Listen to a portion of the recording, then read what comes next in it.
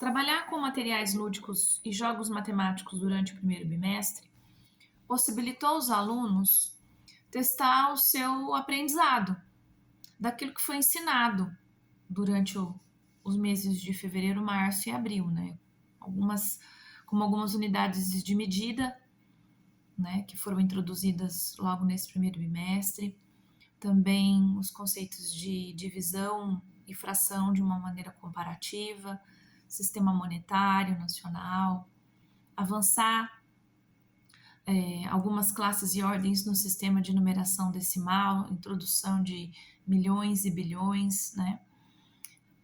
Possibilitou com que essas crianças pudessem testar esses conceitos que foram aprendidos em sala de aula, testar de uma maneira lúdica, de uma maneira divertida, né? Onde o que deu para se perceber muito claro é a questão da tentativa e do erro, né? Então, a criança tenta, erra, tenta de novo, procura junto com um colega, né, nos agrupamentos em que eles estão, pensar estratégias para superar esse erro, pensar formas de como avançar dentro do jogo, dentro daquela dinâmica em que eles estão ali.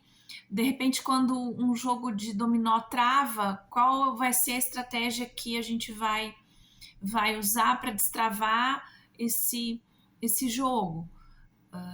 Então, o erro deixa de ter um peso, né? E o que passa a ser mais importante não é se a criança vai errar ou se ela vai acertar, mas o que ela vai fazer para superar aquele problema, o que ela vai fazer para superar aquele erro, né? Deu errado, tá? Então vamos pensar todo mundo junto como é que a gente supera isso. Os jogos, esses materiais, né? A aplicação da matemática utilizando esses materiais tira esse peso do fracasso da criança, né? E coloca ela numa situação onde ela tem que pensar as estratégias. Ela tem que pensar uma forma de superar aquele erro, de superar aquele momento ali que deu errado, ou que travou, ou que não está conseguindo avançar. Então a gente tira o peso do fracasso, o peso do erro, o peso do fracasso.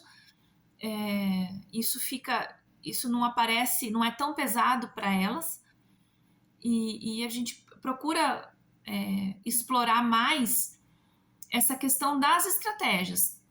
Agora você tem um problema, você tem uma dificuldade e não deu certo? Tá, então agora vamos junto pensar como que a gente vai superar esse problema, né? O resultado não deu errado, não chegou na conta esperada, o resultado não é esse, tá? Aonde então que a gente precisa olhar para superar? Qual a estratégia que você vai traçar? Qual a estratégia que o seu grupo vai traçar para superar isso?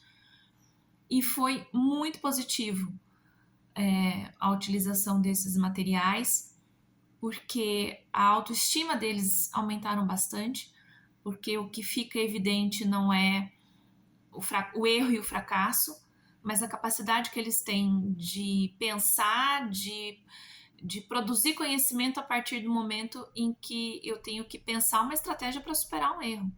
Eu tenho que pensar uma forma para eu avançar nesse jogo.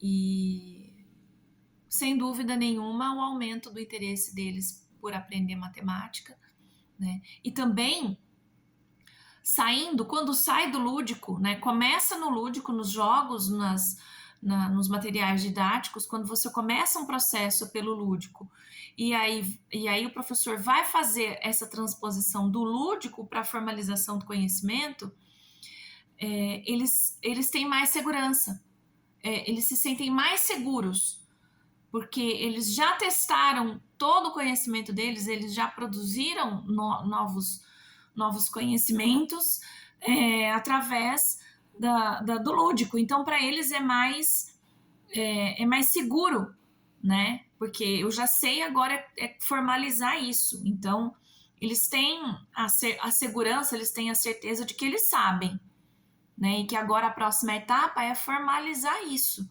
que a gente fala que é a etapa da lousa do caderno, né? Vamos formalizar isso, vamos transformar tudo, toda essa brincadeira gostosa, legal, divertida, agora, né, de uma forma, de uma linguagem formal matemática. Eles se sentem mais seguros e também mais interessados em aprender a matemática.